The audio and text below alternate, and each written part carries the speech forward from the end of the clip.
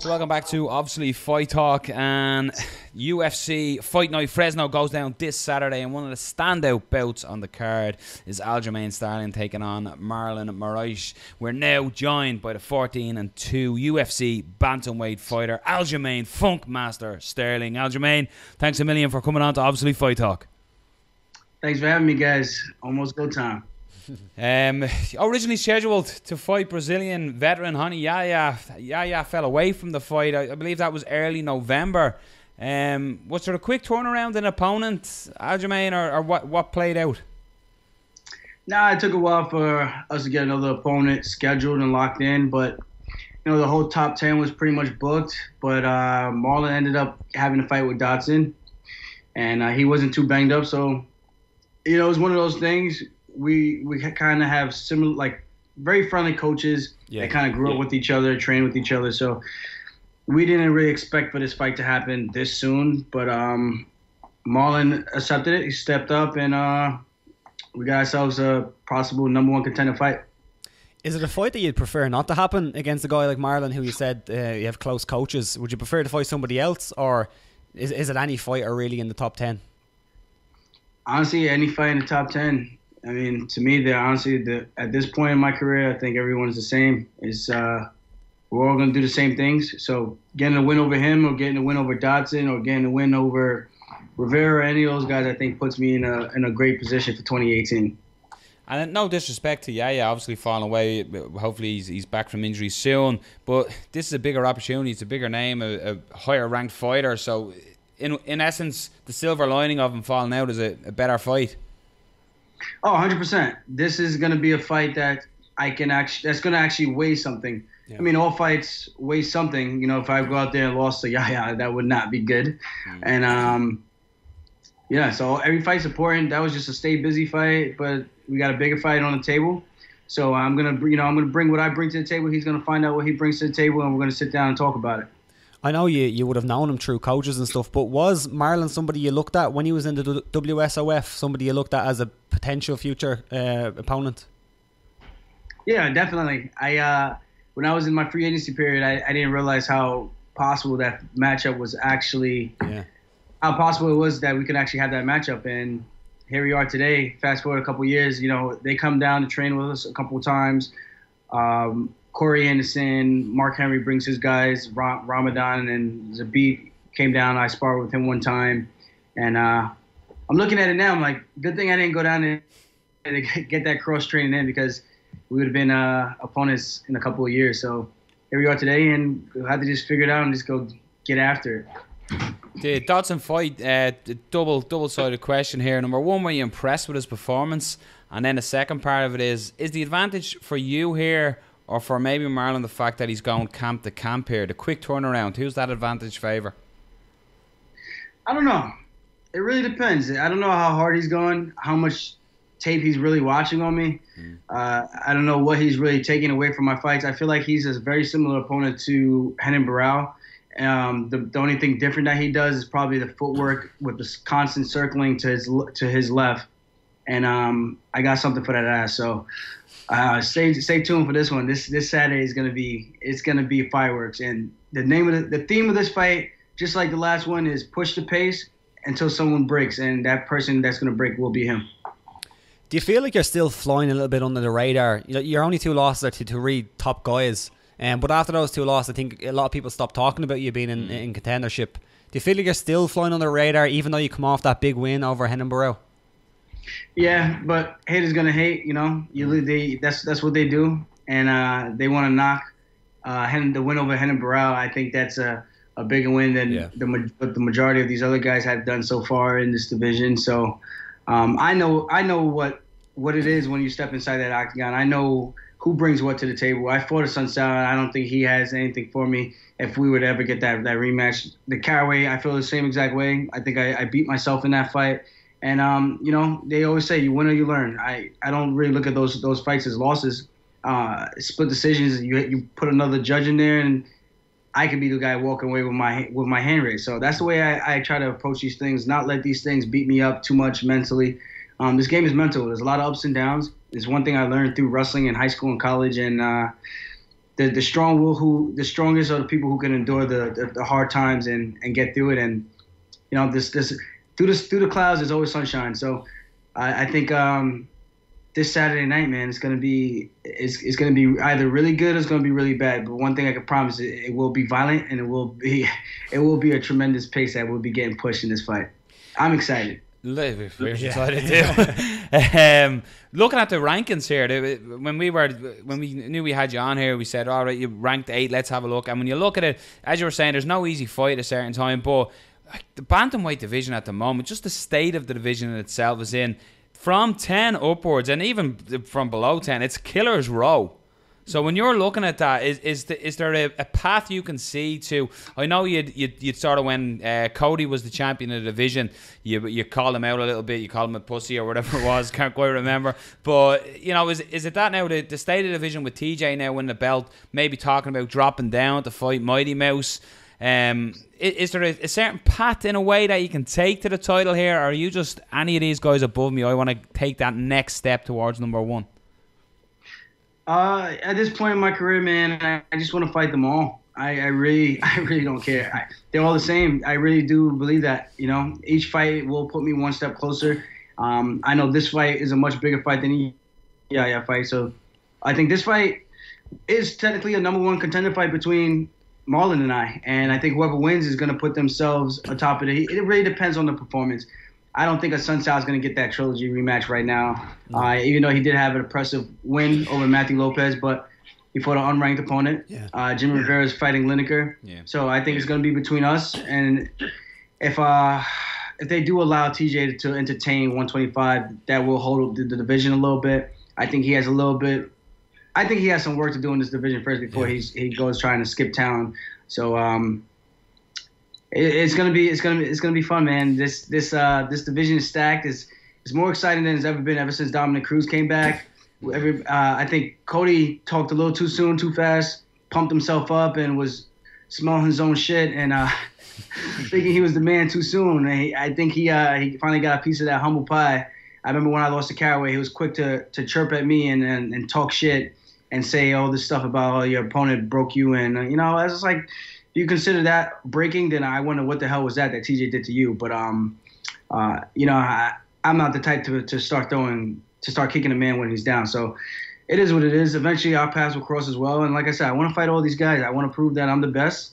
I want to prove that I didn't shy away from any challenges. Everybody has their strengths and everybody has their weaknesses. And that's why we fight. That's why we see who's going to show up on game night, game day. And it's not a game when we get in there. That's the difference. The big, if you're playing matchmaker here as well, you look at Lineker and Rivera fighting as well. Obviously, you've had a little bit of social media back and forth as blew up on Twitter between yourself and Jimmy.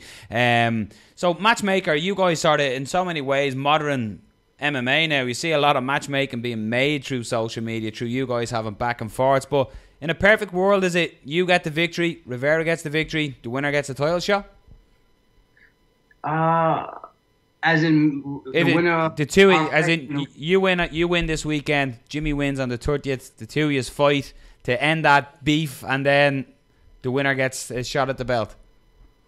Possibly, we don't know how long Cruz is going to be out right now. So there's a lot of unknowns still. And I think that's the thing that makes everything so exciting. So I'm just waiting to see how everything plays out and shapes up in this division. The first things first, I got to go out there and handle business on Saturday night. If I don't, all these things, they go right out the window and no one gives a shit about Aljamain Sterling again. So I got to keep my name in the headlines, and I got to do it by getting my hand raised. So what's your opinion, though, as well, Aljamain, on you just mentioned it there with Dominick Cruz coming back.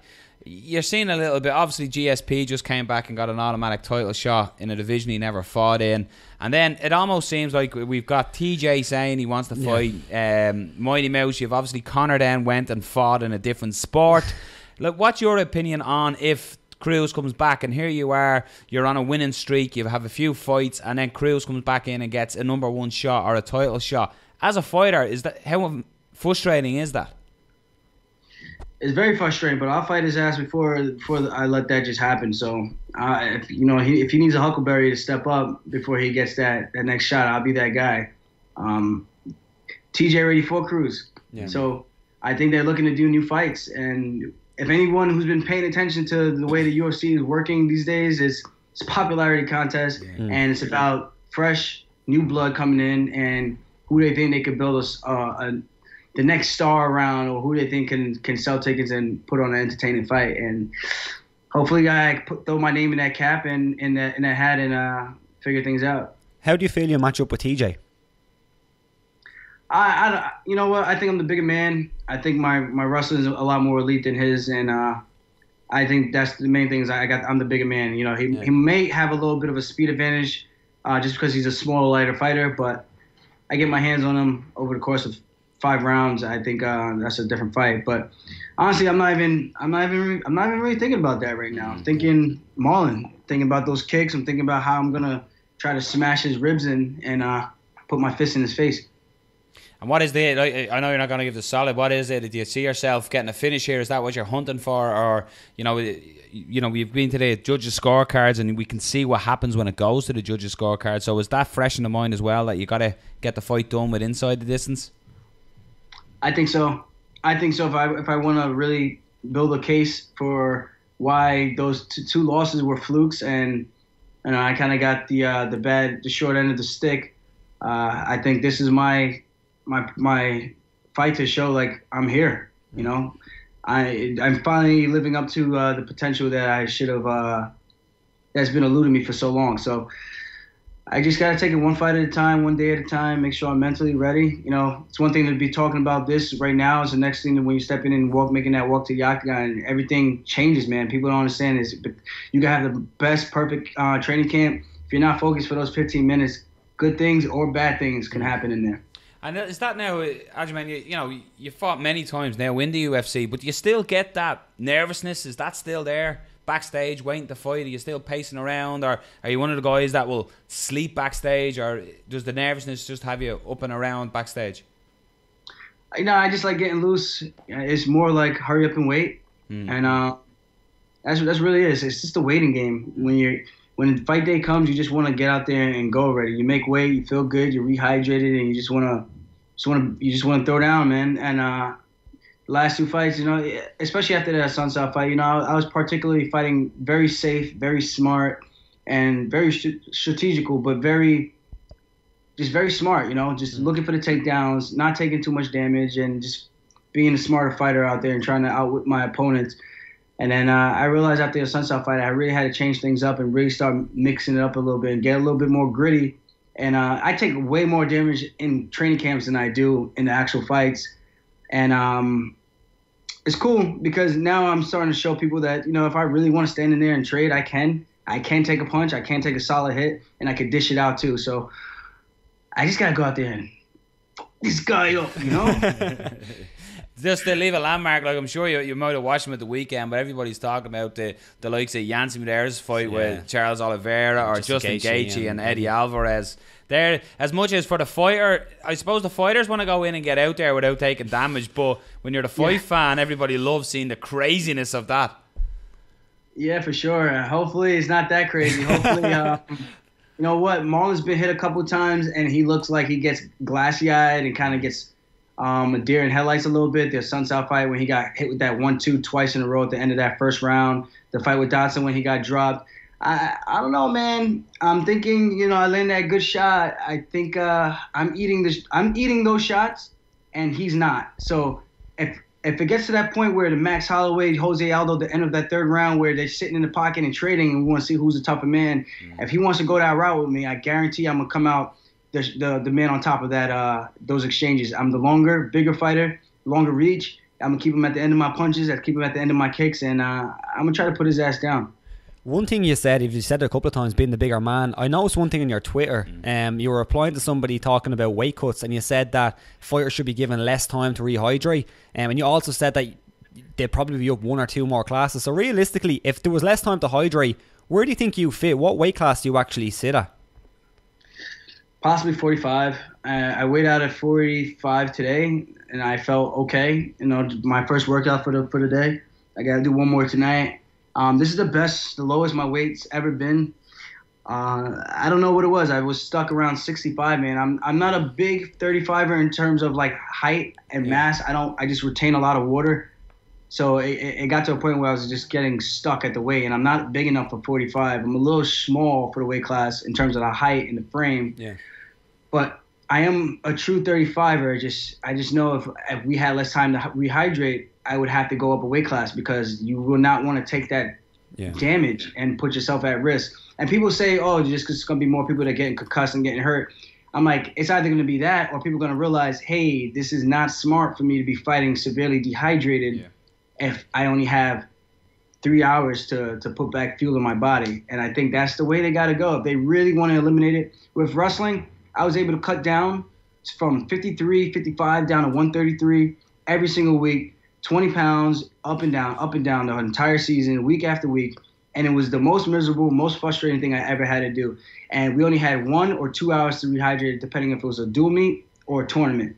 And if it was a tournament, obviously, if you win the first round, you get more time to recover throughout the day, get stronger and stronger. But if you lose that first match because the way you cut weight sucks so bad and your first match is so shitty, then you're out of the tournament. So it's like there's diminishing returns. And now you add in the fact that we're punching each other. I think guys are going to realize I have to go up a weight class if I want to compete, if I'm getting less time to rehydrate. And I think that's just the way you got to go about doing it. If you really want to not you're enabling me to go from 65 to 136 by giving me more time. You're giving me more time to feel better and get bigger. I don't see a lot of sense behind that besides rehydrating, but you're still giving me time to severely dehydrate myself to get down.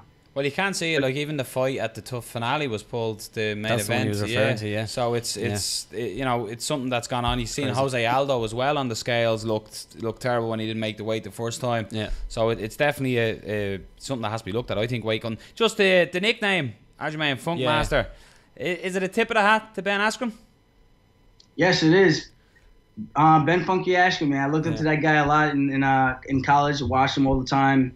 Broke down a lot of his matches, and I stole a lot of his stuff for wrestling, and it helped me get by and develop my skill set and my game in college. And even to this day, I watched a lot of his fights growing up and coming up through the ranks myself. And he's a guy I looked up to in the wrestling world. Huge wrestling name, and one of the best MMA fighters, I think. I wish he just got his shot to fight in the UFC to prove that he was really one of the best welterweights out there, because I truly do believe he really is a special talent for sure. Do you think that he actually is done? Because he did speak about possibly having a fight with GSP if he was offered something like that. Or do you think maybe it's kind of past now? It depends. It depends if the UFC's Dana's gonna give him that shot. Yeah. I don't know. It seems to be something there, doesn't it? It's almost the same thing. Listen, Aljamain, we appreciate your time today. We wish you the best of skill on Saturday night. We'll be tuning in, and fair play to the man guy in the background flexing. But an absolute pleasure with you, and I can't wait to watch the fight. There you go. I'm going to go eat my salad. That looks delicious. Bon appetit. Cheers. Thank you, guys. Cheers. There, ladies and gentlemen, the Funk Master.